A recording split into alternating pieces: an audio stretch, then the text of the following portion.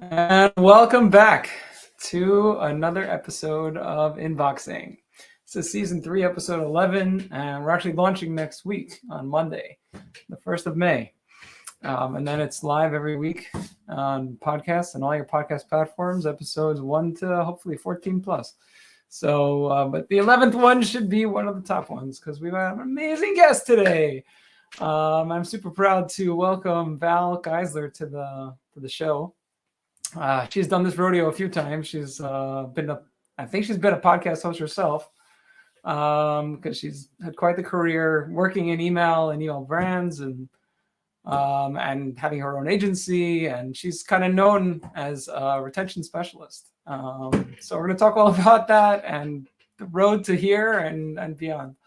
So please give a warm welcome to Val Geisler. Hi, thanks for having me. For sure, it was a huge honor. Really appreciate it. And yeah, like the first I kind of knew about you through, I guess, just because like you have a lot of content on the internet that like started it. But then when I had Emily Ryan on, she told me you guys like actually, yeah, you guys knew each other both. We went to college together. Yeah, that's quite funny. So yeah, like, and you're like, she was an actress, you were like a stagehand or something? Yeah, stage manager. Yeah, she was stage manager. Okay. Yeah. So I was a stage manager for some of the shows she did in college, and then we stayed in touch. And actually, when I was working as a project manager, virtual assistant kind of person, was when we reconnected and got her involved in email, and she's loved it ever since. That's so funny. Yeah. All right, so we'll just jump into the first question, which is really like, how do you go from there to retention specialist extraordinaire? Yeah, it's a long and winding road, I think. But working in theater and as a stage manager gave me a lot of leadership skills and skills that were transferable to other types of work. And after theater, I worked for a botanical garden in their special events department. So the head of that department recognized the skills that I had. She actually was a art major when she went to school. And so she knew, hey, these BFA skills transfer to the working world in different ways. And so she hired me to work on weddings and special events at the botanical garden. And so I worked there for a little while, probably about 2 years. And in the wedding industry, there's hotels, there's botanical gardens, there's special event venues. And I ended up working for Marriott for a little while, leading their events at a hotel. And I got really burnt out on events. It's a very demanding kind of career, and started going to yoga. And at yoga, I got to know, there were a few people who were wearing, different leggings and tank tops. And they mentioned that they got them from Lululemon, and Lululemon was not in the US yet. It was only in Canada. And it was just starting to come to the US at the time. And so I didn't know what it was. I looked it up and noticed that they were actually coming to the city I was living in, and they were looking for a showroom manager. And so I applied and got into retail through that. Worked for Lululemon for a couple of years, and ended up, Lululemon teaches you kind of how to run a business. And I learned how to manage a P&L and how to run a team and how to run a business through working there, and set a goal to work for myself one day, and left Lululemon to become a project manager, kind of virtual assistant type of role, and worked with people on their onboarding of their new clients, which is a lot of email related. And then running my own business, I ended up working at ConvertKit, which is an ESP, I had pitched them on working on their onboarding. They were pretty new software at the time. And they said, well, actually, can you come help us just run all of our marketing? So I did that and got to know email inside and out at ConvertKit. And when I left ConvertKit, I went back out on my own and focused fully on email, and really on that customer retention side of things, where really focusing on helping brands keep the customers they've already attracted through better email marketing. And then I've done a few things in that space, but that's how I got to email from theater. Okay. All right. Cool. Yeah, that's quite the journey. I appreciate you getting as detailed as it got. Um, all right, let's jump, I guess, to this one. So you mentioned you kind of ended with your agency. Yeah. The agency was called Fix My Turn. So it Yeah. was clearly retention focused. So, like, what were some of the struggles of running your own agency? Oh, I mean, there's hundreds of struggles when you're running a business. I think that the biggest thing I learned was I'm very good at being entrepreneurial, and I'm not as good at doing the work and running the business at the same time. So running your own business is kind of its own job, its own full-time job, and then actually doing the client work is a separate job. And so I did have to learn how to scale my business and bring in other people to support the client work. But I actually really enjoyed the client work. I didn't want to give that up too much. So I have found that, I heard this term intrapreneur, somebody who works for another business in an entrepreneurial way, but doesn't have the responsibilities of actually running the business and, doing all the kind of operations type stuff. I think I would be good at the operations stuff if it was on its own, but in addition to client work and marketing and sales and all the things that go into running your own business, Right, this is the too A to much for Z. me. Yeah. So Right, that for was like the sure. biggest struggle. All right. What were your biggest learnings? I mean, like, yeah, you worked in churn, so it's just Yeah. like, sending a lot of email or like, yeah, I mean, like, it's very, when you say you name your agency, Fix My Churn, that's a big, lofty goal. Very focused. Yeah. Yeah. I mean, I think that the biggest thing that I learned and that my clients learned too, I had a suspicion, but my clients definitely learned is that reducing churn and increasing customer retention is a very long play. It's not something you can really see results from immediately. There are definitely leading indicators of success or failure in that regard, but it's not something that you can um, really see tangible results from right away. And I think that was probably the biggest, both challenge and learning, was figuring out how to explain that to clients and um, how to work with that, because as a business owner, you want to get results for your clients and clients want you to get results for them.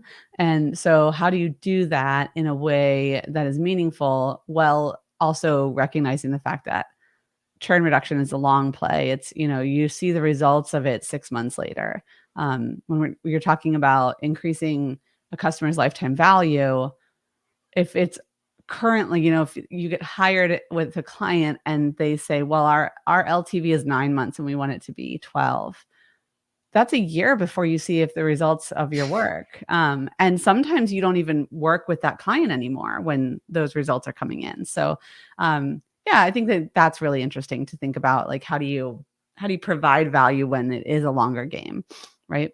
Right, for sure. And also, not every brand, the cycle of purchasing could be years apart, Right. like, yeah, you talk about furniture. I mean, like a million products could be Yeah. that way. Yeah, I mean, and that was what was fun about running the agency, was working with all different kinds of brands and having that experience of selling everything from like, uh, protein bars to T-shirts to furniture, like all. I mean, and it's interesting how some things are the same and some things are wildly different.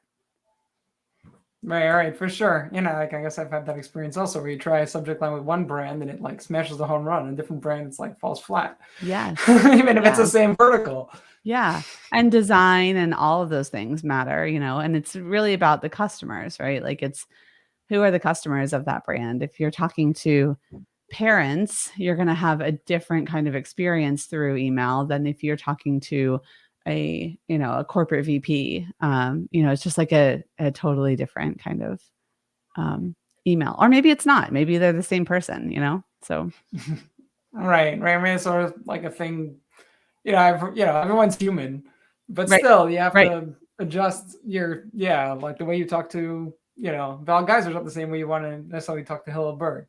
Correct. Just an And example. yeah, and you know, I got when I initially started out on my own, I was working mostly with SaaS companies, and it wasn't until later that I worked with e-commerce brands. And with SaaS, I got a lot of questions about like, well, do you do B2B or B2C?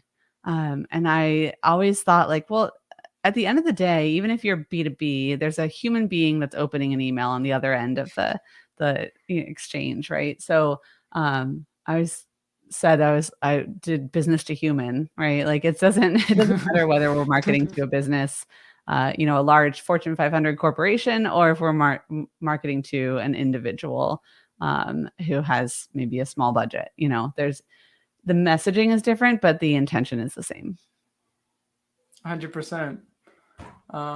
So from there, you went to Klaviyo. Hmm. Klaviyo is, I don't know if they're the top of the pyramid, but they're very up there. How was Yeah, that in transition? e-commerce And email, yeah, for sure. yeah, exactly. So yeah, what was that like? And how long were you there for? I mean, I know it sort of Yeah, I recently. was at Klaviyo for 2 years. It was, very exciting. I joined when there were about 600 or 700 people, and when I left, there were around 1,400 people. So it was quite the growth trajectory during the time we were there. And my role was to bring customer advocacy into Klaviyo. The job of customer advocacy is really helping the company understand who the customers are. We did everything from case studies to building personas to working on the reviews. We partnered with there's a voice of customer team, and we partnered with them on some of the reporting. And so really just getting a holistic picture of who the customers are, and then helping from a marketing perspective go out to market with those stories, because everybody wants to hear from their peers so much more than they want to hear from marketers. For sure. Yeah. All right. Well, having worked with a lot of brands, and what are your proudest achievements, I guess, so far Mhm. in this space? Yeah, I mean, I think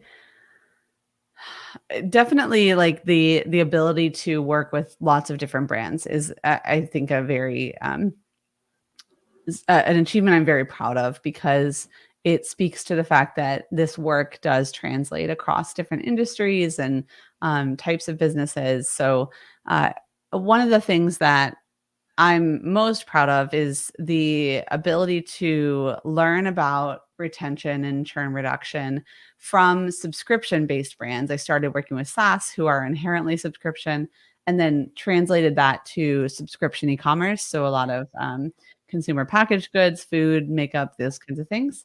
And then translating those learnings over to a non-subscription based e-commerce brand. So t-shirts or furniture, or things that you don't necessarily have on subscription, or there's maybe a set lifetime for that subscription.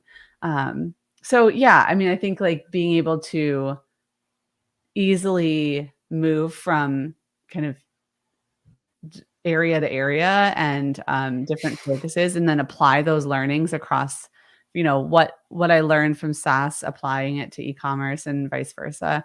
I really love that. I love learning, and I love being able to grow. And so anytime where I'm able to do that, I'm super proud of my work. Yeah, for sure. Um, Yeah. So, what surprises you the most about the state of email? Yeah. I mean, I think like eh, everyone, my entire career in email there's been how many articles about how email is dead. Nobody reads email anymore. Brands shouldn't focus on email. And, but it's still here. Nobody's stopping doing email. If anything, we're doing email more strategically, like spending more time with email now than we used to. And I don't think that that surprises me as so much as it is like validating in that, you know, the email world is constantly evolving and evolving to meet the current climate. Um, and I mean, I guess what maybe surprises me is when brands are doing things that we did 8 years ago and they're still doing those things. And it's like, really, is that actually working for you? Um, Brands that aren't evolving, because the email is constantly evolving, right? Like it's just, it changes all the time. It has such a powerful impact on a brand that's just undeniable. And it's really fun to see that. You know, it's fun to see the evolution of email and the impact that email can have. And it doesn't matter what industry you're in. It's not going away. It's just going to change. Right, for sure. I mean, it's like one of my favorite posts on LinkedIn ever was Liz Willits. She's a copywriter. Mm-hmm. So she's this whole thing about like how coffee's dead, no one's Oh, drinking yeah. it. Oh yeah, and it's like, are you, you know? And then just flip it around. It's like it's really about email. Like this is the most ridiculous thing anyone can ever say. Right. Like, Yeah. I mean, it's like if you said, you know, when nobody uses the internet anymore. It's like, really? Um, you know, you have to really think about that. Like, is that true? Um, I I think sometimes those headlines are just like, you know, pure clickbait. But they do poke at the fact that email is like what maybe the part of email that's dead is like what worked last year or the year before. That you do have to constantly evolve. It's a medium in which you can't stay stagnant and have learned one way of doing it and do that forever. You have to learn and evolve constantly. right, for sure. All right, so we talk about retention a lot. Mm. So, what are the keys to reducing churn? Are you either applied at my fix my churn, or just in generally from your experience, you know, Mhm. as a marketer, what do you feel Yeah. like are really the keys to like getting your customers actually to love your brand and and go all in? Mm. I think the biggest key is getting to know who your customers are, understanding them. I am a big believer in going and talking to your customers. So everybody says, "Oh yeah, we have support tickets and we have webinar chats and all these things that are very one-sided." Um, you really have to go and sit down with your customers and talk to them and get to understand what the problems are that they're trying to solve. What are the things that keep them awake at night? What are the things they're really excited about? And really know who your customers are, not just in relationship to your product, but in general. And I follow a framework called Jobs to be Done. Jobs is really great to help you understand what they are trying to get out of your product, because a lot of times it's just not at all what we're selling from a marketing perspective. So if you can get that voice of your customer into your marketing, if you can start to use the words that they use, if you can address the problems that they say that they have in your marketing, it's so incredibly effective. And being able to do that it's a real skill to go and interview your customers. And the first few times you do it, you're going to screw it up. And it's kind of the first pancake, it's never going to be great the first time. So you just have to do it and get out there and talk to your customers and get to know who they are. That is the number one key to reducing churn, is understanding what their problems are, how they're trying to solve them, how your product helps with that, and then speak about the product in relationship to that problem. Instead of speaking about the product from a features standpoint, talk about the benefits, talk about what they're going to get from it, and then, treat them like humans throughout the process. Don't things like, uh, don't just get them in the door, get their credit card, and then stop emailing them, stop talking to them altogether. You need to build a true life cycle. We talk about life cycle marketing in terms of email, and a lot of times for brands that means like up until acquisition, and then it just stops. And then it's like, oh, well, the rest is for the support team to manage, or, someone else. But a life cycle is truly like, yes, through acquisition, but then beyond that, what is their experience of the product? What is their time with the product like, and what problems are they running into, and how can email help address those things? But yeah, I mean, the key to all of that is talking to your customers and understanding them. So I mean, like, pick up the phone, like Like dial. schedule calls with them, pick up the phone, get on a Zoom, get in Yeah. person with them if you can, like Right. do It's like, one-to-one. I mean, it's the things that don't scale are the things that help reduce churn, quite honestly. It's the in-person events, it's the talking to customers, it's all these things that just are, you as marketers, we always want to scale things. We want to figure out how we can automate it. And you just can't automate one-to-one conversations. right. Right. So you have to be proactive. It's proactive customer service. It's like, Yeah, before you absolutely. call Yeah. us because you have a Getting ahead of the problem, we want to talk to you. All right. Yeah. Cool.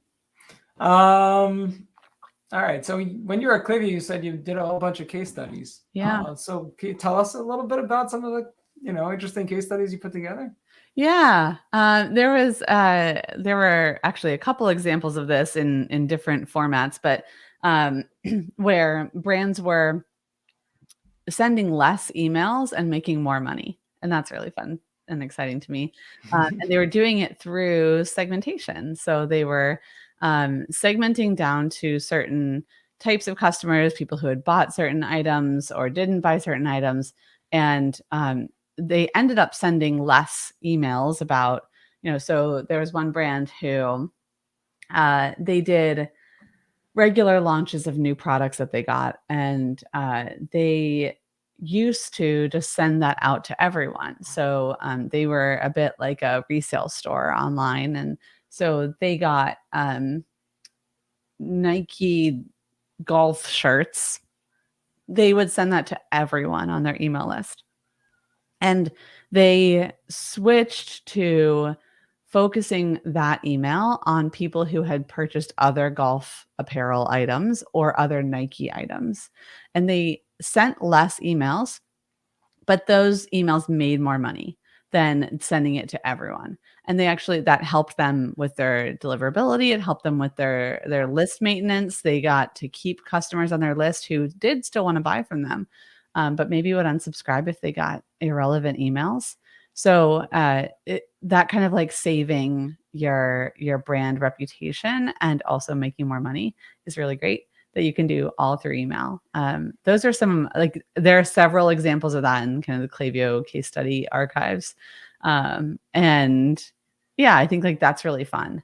A case study that I had from Fix My Churn, which is one of my favorites and very email related, is I had all of my clients send a email prior to Black Friday that said, essentially, hey, we're going to send you a bunch of emails over this weekend. And if you don't want those for any reason, just click on this link and we'll leave you alone for the next 4 or 5 days, but you'll stay on our email list and we'll see you next week, because some people are traveling or with family, or they just aren't making a lot of purchases this holiday season, or for any number of reasons, they could decide they don't want to see 2 emails a day for the next 7 days.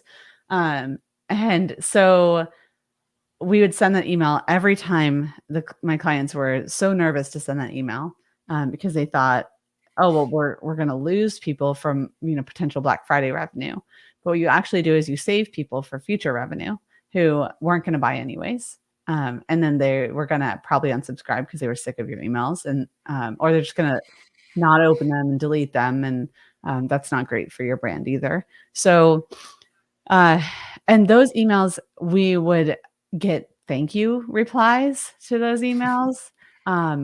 Every single time we sent that email, those emails made money. And the only call to action was to click a link and say you didn't want to get emails, not to go buy anything, not to spend any money with us as a brand, but every time the email made money.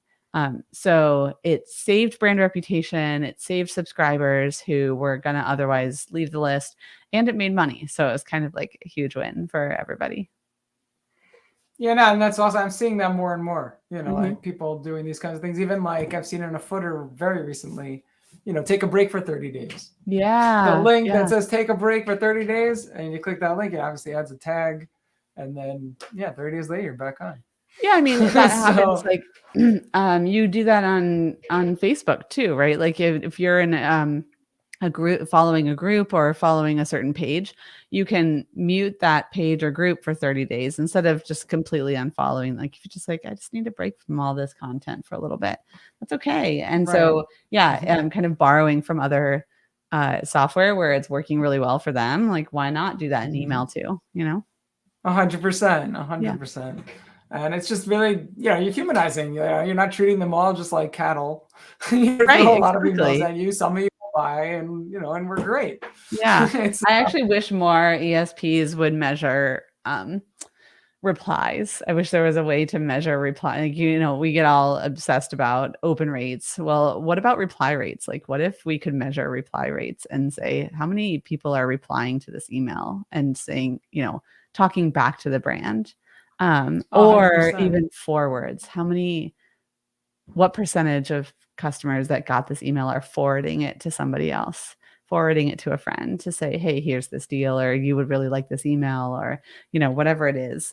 I think it'd be really interesting to be able to measure those things as metrics for success, because to me, those aren't vanity metrics. Those are very actual, real metrics, unlike something like open rates.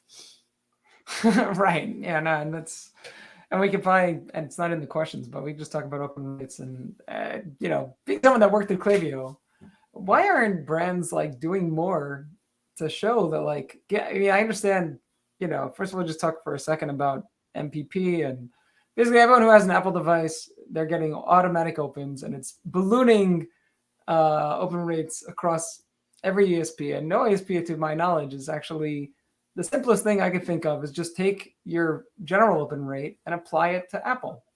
Like if you have an overall open rate, and then you just show open rate as an average of those two things. Yeah. Sense? With Klaviyo, you can have a list of your Apple subscribers, and so you can exclude them from your open rates to be able to say, like, okay, well, this is an open rate of everyone that's non-Apple. But Apple, got it. Yeah, okay. So then you can kind of extrapolate from there. Like it's probably similar for Apple customers, but there are brands who they'll see like over 60% of their subscribers are Apple customers, and so it can really mess with your metrics for sure. And I think to me it's more about it's less about like changing the way that the ESPs measure these things, and more about brands caring about other metrics more. Okay. I mean, I also think about, in general, that the actual number is less important than like the ups and downs. Yeah, and like click rates and conversion rates and money made from that email. Like those are the things that actually matter. And those things happen if you get the opens. So it's almost like open rates don't matter if those other metrics are being tracked, Yeah, 100%. I mean, one of the strategies you mentioned about leaving a reply is like ask a question at the end of your of your welcome email, I think. Yeah. Because I actually told my copywriter to do that today for one of the brands we're working on. Yeah. But it's just interesting in terms of the Apple stuff. Like it just really depends on the brand, what percentage that Apple cohort is. Yes. Like it's shocking to me. Yeah. Yeah. And I know brands that, their target market is different generations. And so generationally, it changes too. So I think it's like, let's not worry so much about things that are completely out of our control and worry more about the things that are. Yeah, love it. All right. So in general, like, what are your favorite email strategies? Mm, You might have um, mentioned some of them already, but yeah, I we think I can. have. Yeah, I mean, truly, the my favorite email strategy is talking to people like humans, and like you said, remembering that they are human beings and that um, they each person, not necessarily each person, but kind of thinking about them in like terms of groups of people and how do we talk to them? And you might talk to maybe you're a B2B business and you have um, the executive buyers, but you also have end users that are on your email list. And if you can identify them, either through they self-identify or in the sign up flow, or there's all kinds of ways you can kind of get a little bit closer to that. And being able to speak directly to them and their use case for your product is really important. And so, yeah, I mean, just like applying that human element to email, that's my favorite email strategy is, recognizing that there are human beings that are opening and reading these emails, and that they want messaging that speaks to them. So giving them that. Right. Um, where are we? Okay, so what are the most common mistakes that you see brands are making in email marketing? Kind of the inverse of that, right? Like the batch and blast, not segmenting their list, continuing to email people who are not opening. I mean, I've definitely, I know we talked about open rates, but like if they're not opening, they're not clicking, they're not converting. So you can kind of work backwards from those conversions and say, hey, this subscriber or this group of subscribers are just not interacting with our emails in any way. And giving them an opportunity to, like you said, take a break for a little bit, unsubscribe. Maybe you have a different email list. Like maybe you have like your marketing emails and then you have some news emails, and you could invite them to another email list that they don't even know about. They might be more interested in.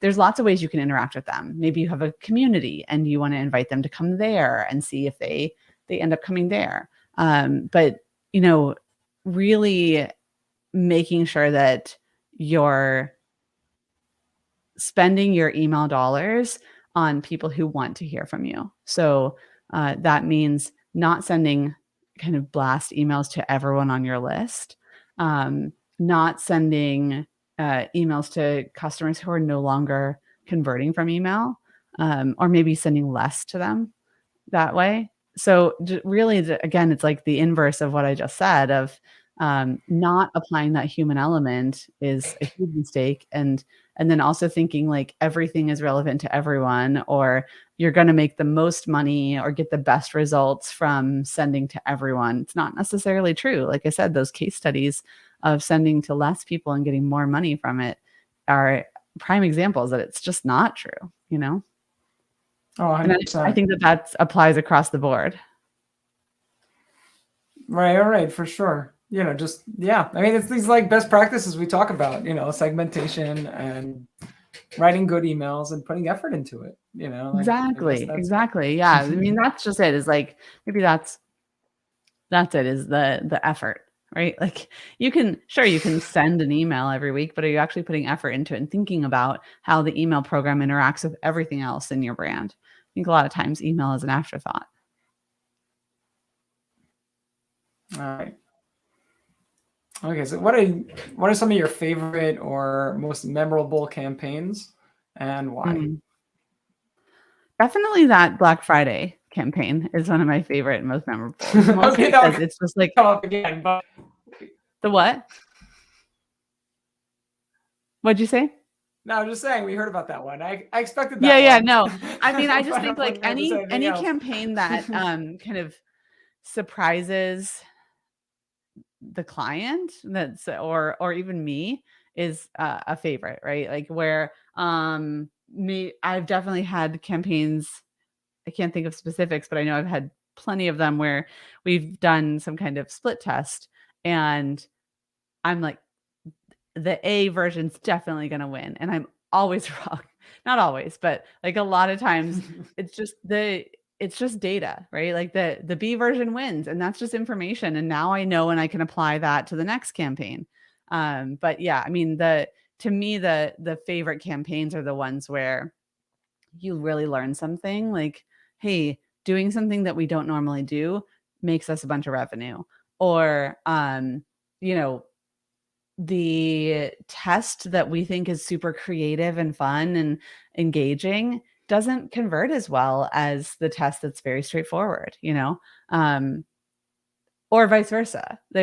Again, it depends on the audience, but I think those campaigns where I don't know, I just I like to learn and grow, and I don't like to be stagnant. So to me, the most memorable campaigns and flows and all those things are uh, when our preconceived notions um, are challenged.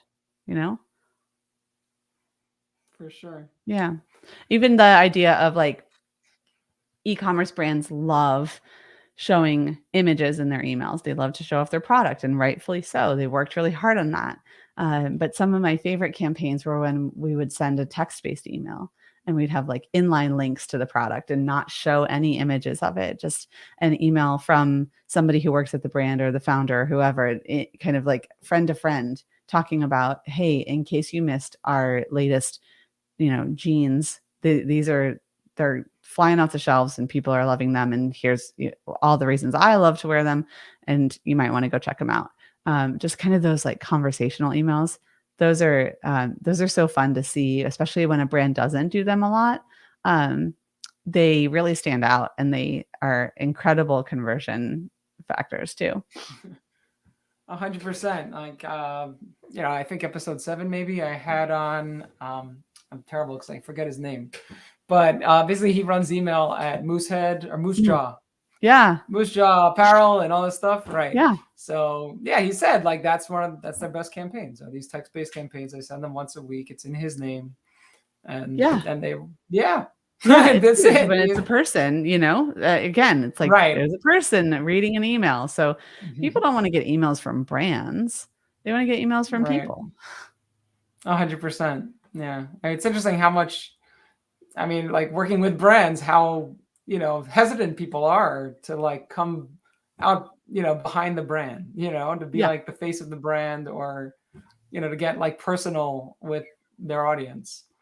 Yeah, and even But if it, you don't have anyone in the company who might be that person, you can kind of create like an avatar of, this is our I know brands that have like mascots, and so the mascot will be in the email talking to people. Like you can I've worked with brands who they didn't feel comfortable having any one person, actual person who works there's name attached to anything. So we just made somebody up. This is Jennifer. Great. Jennifer works for customer support. Awesome. Let's send an email from Jennifer. And Jennifer doesn't have to be an actual person, but it has that human element to it, and it's written like it's from a human. yeah, 100%. Like, Chubby's was actually supposed to be season 2 opening episode. Hmm. Ashley from Chubby's, but they Hmm. got acquired and then she had to cancel. Yeah. But something I love about Chubby's is that they sign off every email. It's a Right. total sales email, but they're written by, I mean, it's BS between us, Yes. but it doesn't matter. It's like, yeah, there's real people behind it and everyone knows that. And now they're giving you a name, and Right. you feel a little bit closer to the brand because like they're not being opaque. They're being very transparent, That's and right. people love that. And it's an opportunity to connect, and that's what people want.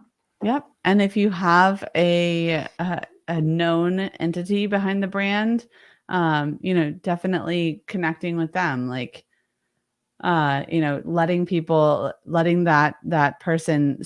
So if you have like a well-known founder or somebody who's influential in the industry connected to the brand, letting them shine, and it's an opportunity for you to show off your team and the people behind the brand. And again, yeah, like your customers are going to connect to actual humans. So That's awesome. All right. Do you have a top 5 for taking an email program and just pushing it to the next level? hmm. Talk to your customers, talk to your customers, talk to your customers, talk to your customers, talk to your customers. I mean, it's true. Like, I think a lot of times in email, we get really in the weeds and we spend a lot of time in our ESP, like trying to, move blocks around and think about, okay, how are we going to segment this, or how are we going to build this flow to be more effective? And we can spend an entire week inside of an ESP and never get kind of bring your head up and look around. But some of the most effective marketers I know have at least one call with a customer every single week, because ideally you have enough customers to do that. I mean, that's even if it's once a week, it's 52 weeks in a year, you probably have more than 52 customers. And it doesn't even just always have to be your great customers. You can talk to customers who didn't love their experience, or you can talk to customers who maybe were a customer for a little bit and haven't come back for a while. There's something to learn from every single experience of anybody interacting with your brand. You can talk to people who are subscribers but not yet customers. That's a really interesting conversation to have too. But yeah, definitely your email program will completely take off if you go and talk to your customers. I would say another tip would be to try things that are unexpected from your brand.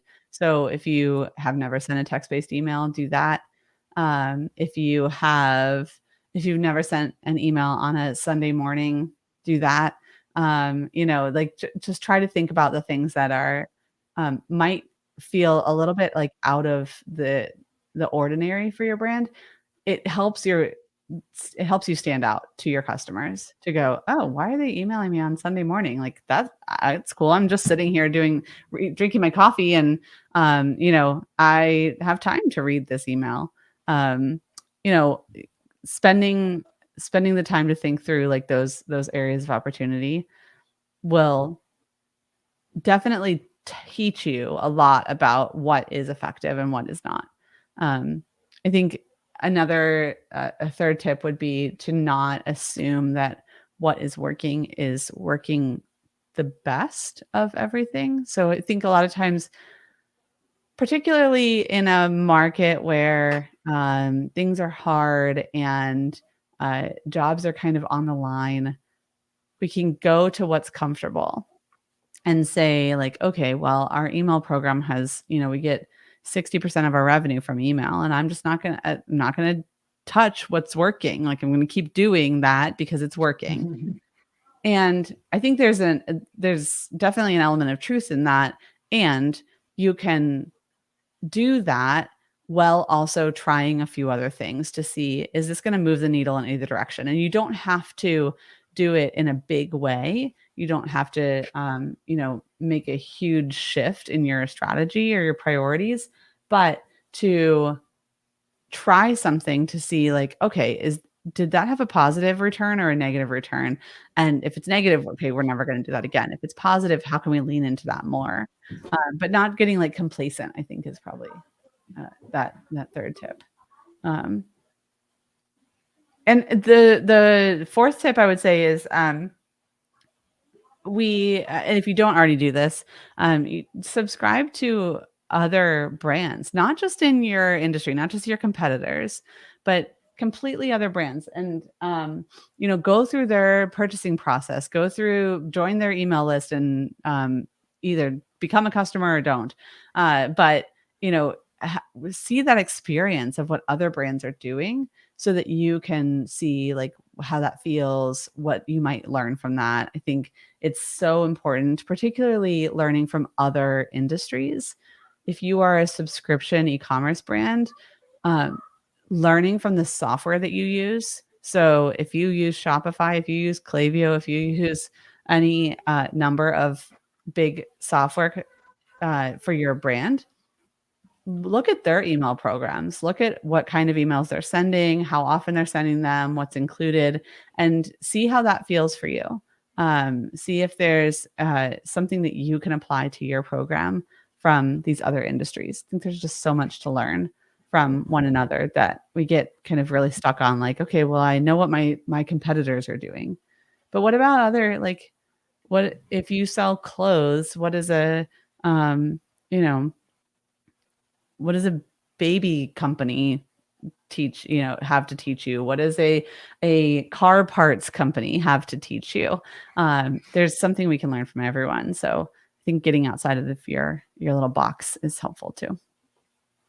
No, for sure. And speaking of resources, I guess like mild.com is awesome for digging up months worth of emails or Yeah, another. but I think there's something to be said. Like we have those tools and they're great. I think there's something to be said for actually receiving the emails in your inbox and also actually going through the process of being a customer. I know it takes an investment and maybe your brand is willing to do that. Like if you say, "Hey, I want to go spend $30 on a t-shirt from this company so that I can become a customer." And you're going to get all the post-purchase emails, you're going to get the shipping emails, you're going to get that whole experience of being like tagged as a customer in their system.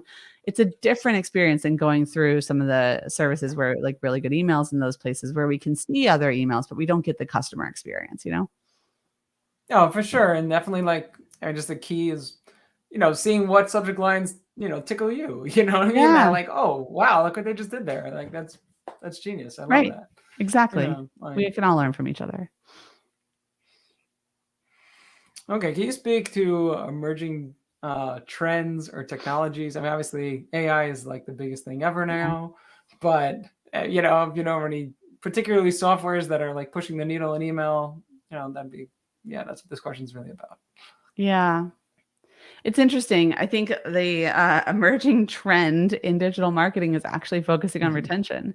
Um, I feel like I've been screaming about retention for 8 years and nobody has really cared. And now all of a sudden, acquisition is really difficult and expensive. And Facebook ads are constantly changing and have huge issues. And so now brands are focusing more on their customer retention. I have seen so many postings for hiring a director of retention at different e-commerce brands. And I think like that is a good sign that there is this trend of focusing on the customers you've already attracted and looking at that program. How are we treating customers once they're already in the door? We have, we have this whole group of thousands of customers, tens of thousands of customers who bought once and never bought anything again. Or we have this whole group of customers who are like very loyal and love us. And what can we do for them? Looking at those programs, to me, that's a part of a holistic life cycle program, is looking at what is that experience of the customers once they're through the door. And I love seeing that trend happening of caring about customers who already exist versus focusing.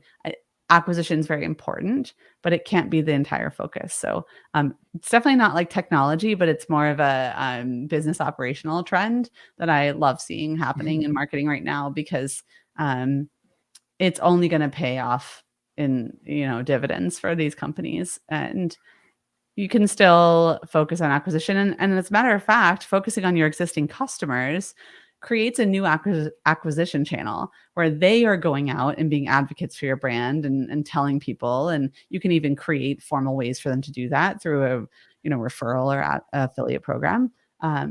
Or you can just give them an amazing experience that they just naturally go and do that.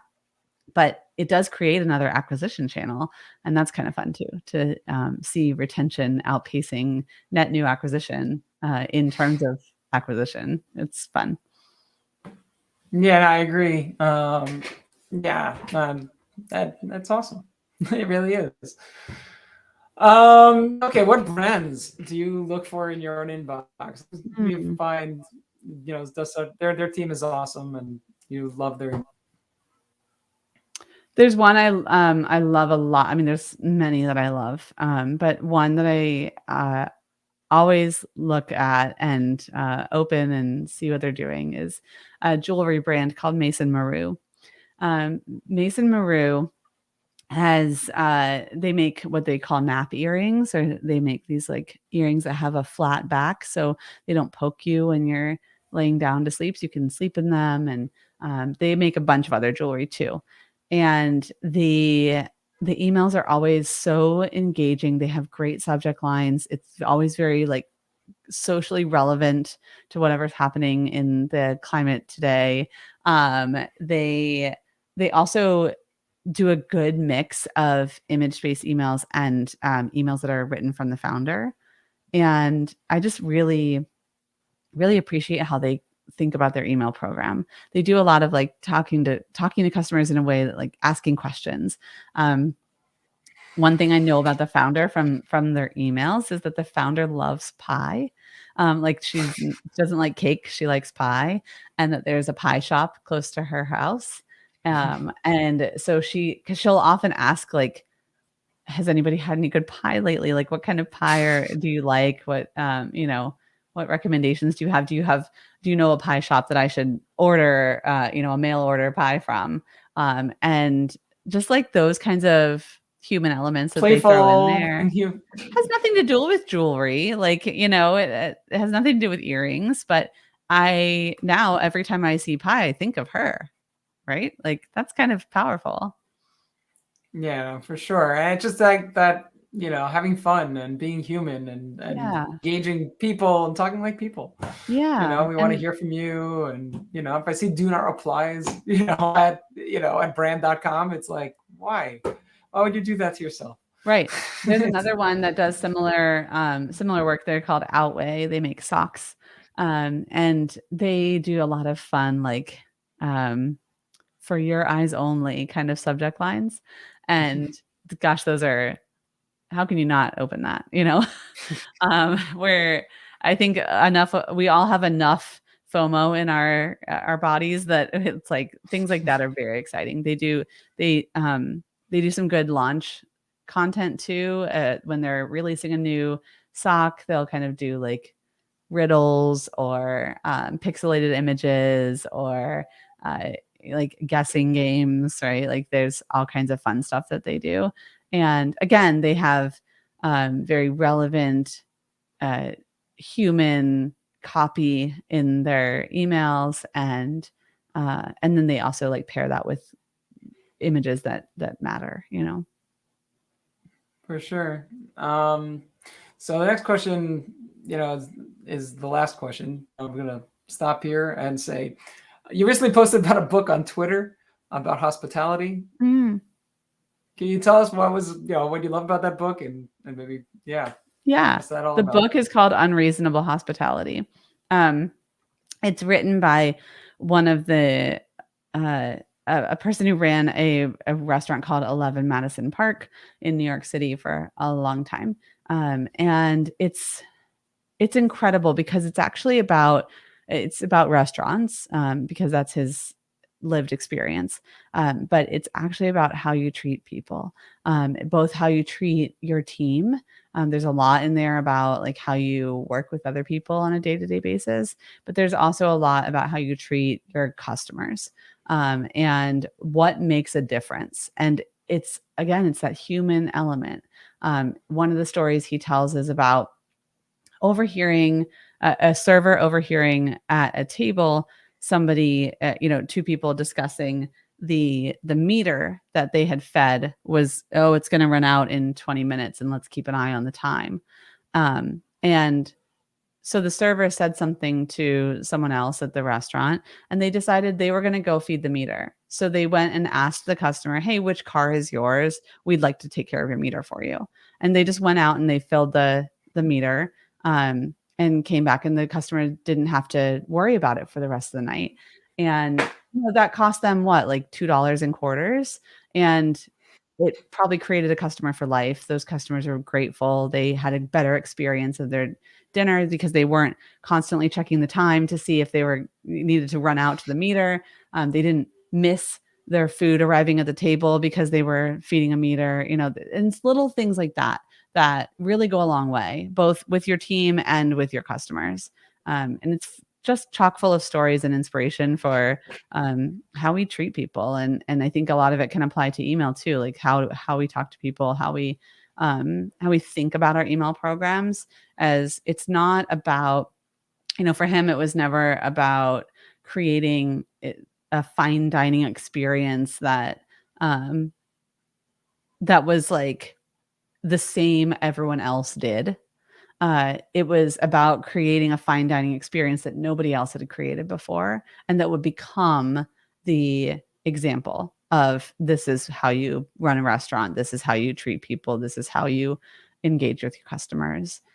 So I think there's a lot to learn from, an email perspective, from running your email program, but then also just interacting with people and your team and your customers. And it's a really great book. All right. Yeah. Thank you for that one. Yeah. And like this is it. So yeah, do you have any final thoughts you want to share? No, I think like just remembering, if we haven't been super clear about it to date, like I just want to kind of drill home to remember that your customers are human beings, no matter what industry you're in, no matter what you're selling. They're humans, and to get to know them as humans and talk to them like humans, give them content that matters to them, and remember that, because ultimately that's what's going to create the relationship long term, that's going to turn into increased LTV and better sales and better brand reputation, all because of email. Val Geisler, guys, you heard it here. Thank you so much for coming. I really appreciate it. Thanks for having me. It's fun. Just definitely a little bit smarter today. So thank you. Absolutely. And I'll wrap up and I'll let you go, but stick around. I'll talk to you in a minute. Okay. All right, that's our show for today. Thank you, huge thank you to Val Geisler for being so gracious and really sharing, just laying it all out there. So brands and marketers listening, for all the email geeks. I hope you enjoyed it. And we're launching next week on Monday, and there still are opportunities to sponsor. So if you're listening and you want to sponsor, reach out to me or head to hellobird.com/sponsor. Bye, guys.